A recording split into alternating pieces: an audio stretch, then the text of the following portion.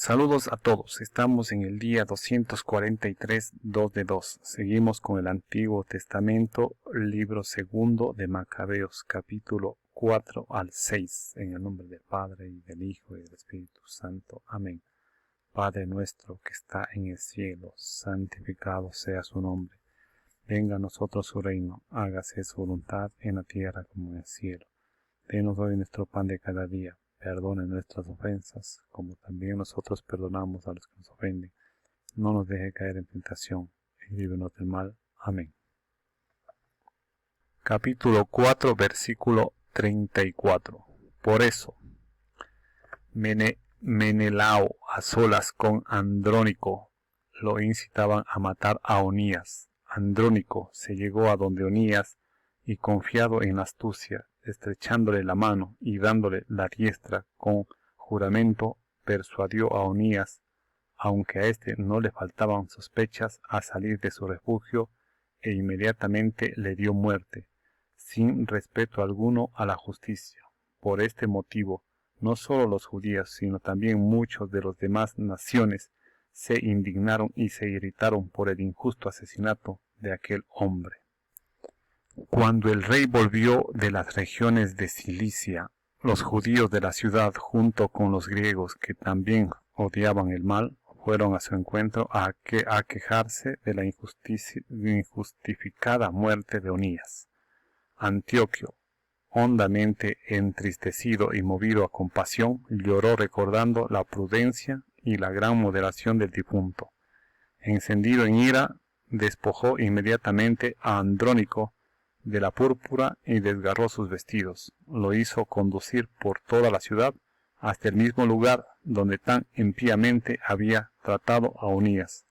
Allí hizo desaparecer de este mundo al criminal a quien el Señor daba el merecido castigo.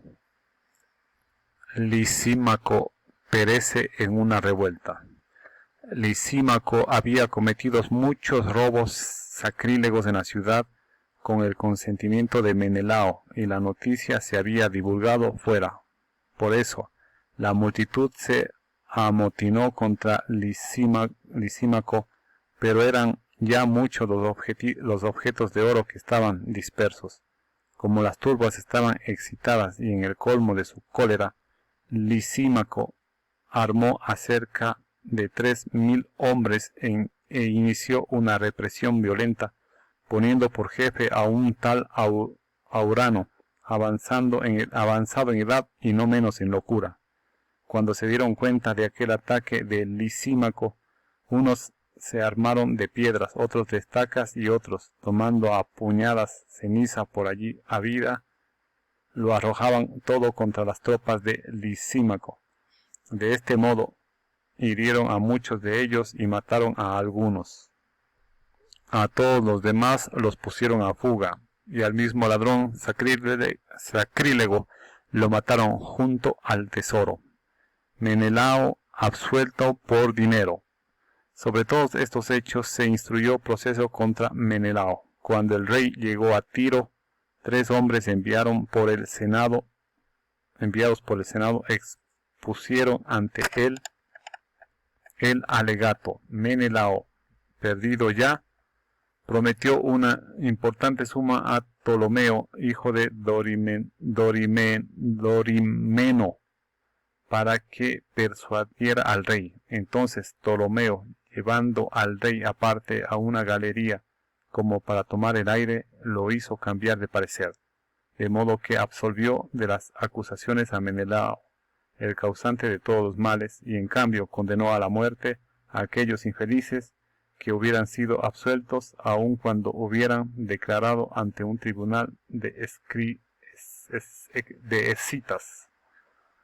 Así que, sin dilación, sufrieron aquella injusta pena los que habían defendido la causa de la ciudad, del pueblo y de los vasos sagrados. Por este motivo, algunos tirios, indignados contra aquella iniquidad, prepararon con magnificencia su sepultura. Menelao, por su parte, por la avaricia de aquellos gobernantes, pereció en el poder, creciendo en maldad, constituido en el principal adversario de sus conciudadanos. Segunda campaña de Egipto, capítulo 5. Por esta época preparaba Antíoco la segunda expedición a Egipto. Sucedió que durante cerca de 40 días aparecieron en toda la ciudad, corriendo por los aires, jinetes vestidos de oro, tropas armadas, distribuidas en cohortes, escuadrones de caballería en orden de batalla, ataques y cargas de una y otra parte, movimiento de escudos, espesura de lanzas, espadas desenvainadas, lanzamiento de dardos, resplandores de armaduras de oro y corazas de toda clase. Ante ello, todos rogaban que aquella aparición presagiara algún bien. Ataques de Jasón y represión de Epífanes.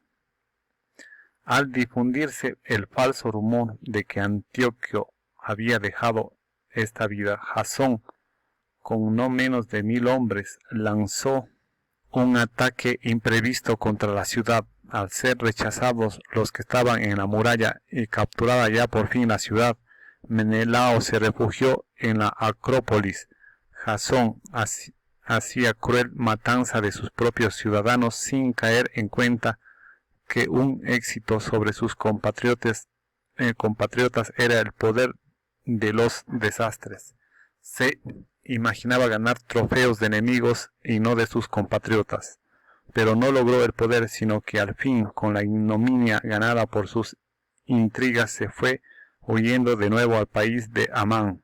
Por último, encontró un final desastroso, acusado ante Aretas, tirano de los árabes, obligado a huir de su ciudad,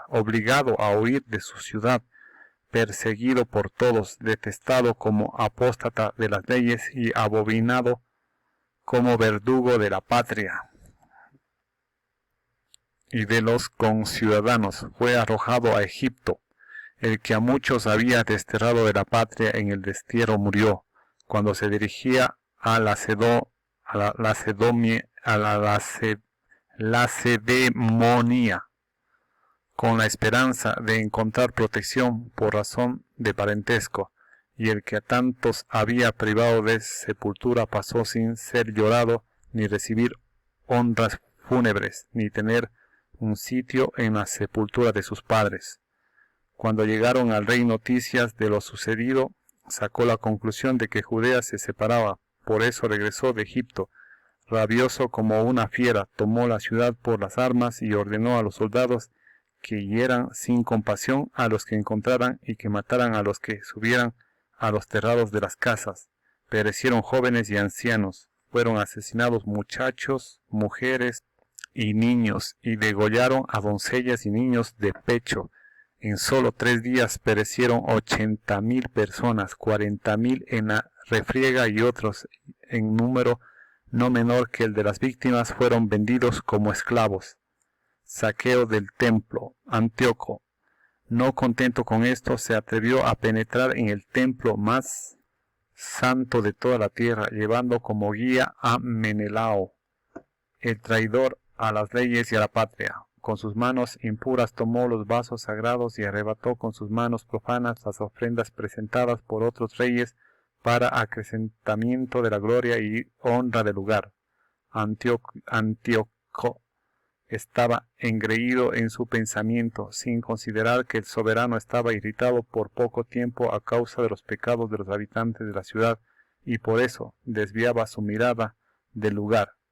Pero de no haberse dejado arrastrar ellos por los muchos pecados, el mismo Antíoco, como Heliodoro, el enviado por el rey Seleuco para inspeccionar el tesoro, al ser azotado, nada más llegar habría renunciado a su osadía. Pero el Señor no ha elegido a la nación por el lugar, sino el lugar por la nación. Por esto también el mismo lugar, después de haber participado de las desgracias acaecidas a la nación, ha tenido luego parte en sus beneficios, y el que había sido abandonado en tiempo de la cólera del Todopoderoso, de nuevo en tiempo de la reconciliación del gran soberano, ha sido restaurado con toda su gloria. Así pues, Antíoco, llevándose del templo 1800 talentos, se fue pronto a Antioquía, creyendo orgullosamente que haría la tierra navegable y el mar viable, por la arrogancia de su corazón. Dejó también prefectos para hacer daño a la raza en Jerusalén, a Filipo, de raza frigia, que tenía costumbres más bárbaras que el que lo había nombrado, en el monte Garizim, a Andrónico, y además de estos a Melenao, que superaba a los demás en maldad contra sus conciudadanos. Intervención del Misarca Apolonio. El rey, que albergaba hacia los judíos sentimientos de odio, envió a Misarca Apolonio con un ejército de 22.000 hombres y la orden de degollar a todos los que estaban en el vigor de la edad y de vender a las mujeres y a los más jóvenes. Llegando éste a Jerusalén y fingiendo venir en son de paz, esperó hasta el día santo del sábado. Aprovechando el descanso de los judíos, mandó a sus tropas que se equiparan con las armas, y a todos los que salían a ver aquel espectáculo los hizo matar, e invadiendo la ciudad con los soldados armados, hizo caer una considerable multitud. Pero Judas, llamado también Macabeo, formó un grupo de unos 10 y se retiró al desierto. Llevaba con sus compañeros en las montañas vida de fiera salvaje, sin comer más alimento que hierbas, para no contaminarse de impureza. Establecimiento de cultos paganos. Capítulo 6. Poco tiempo después el rey envió al ateniense Geronta para obligar a los judíos a que desertaran de las leyes de sus padres y a que dejaran de vivir según las leyes de su Dios, y además para contaminar el templo de Jerusalén, dedicándolo a Zeus olímpico, y el de Garizim a Zeus hospitalario, como lo habían pedido los habitantes del lugar.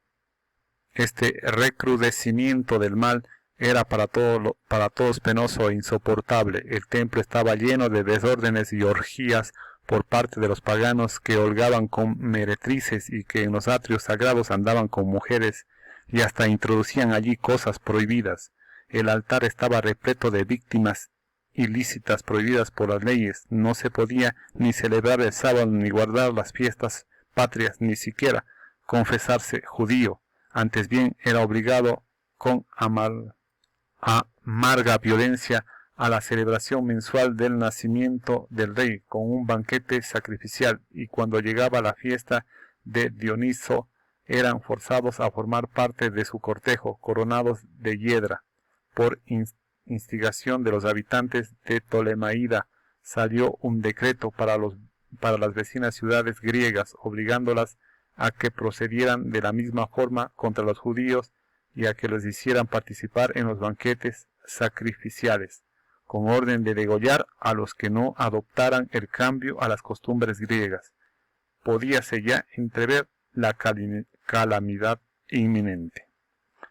2 mujeres fueron delatadas por haber circuncidado a sus hijos. Las hicieron recorrer públicamente la ciudad con los niños colgados del pecho y las precipitaron desde la muralla. Otros, que se habían reunido en cuevas próximas para celebrar a escondidas el día 7º, fueron denunciados a Filipo y quemados juntos, sin que quisieran hacer nada en su defensa por respeto a la santidad del día. Sentido provisional de la persecución.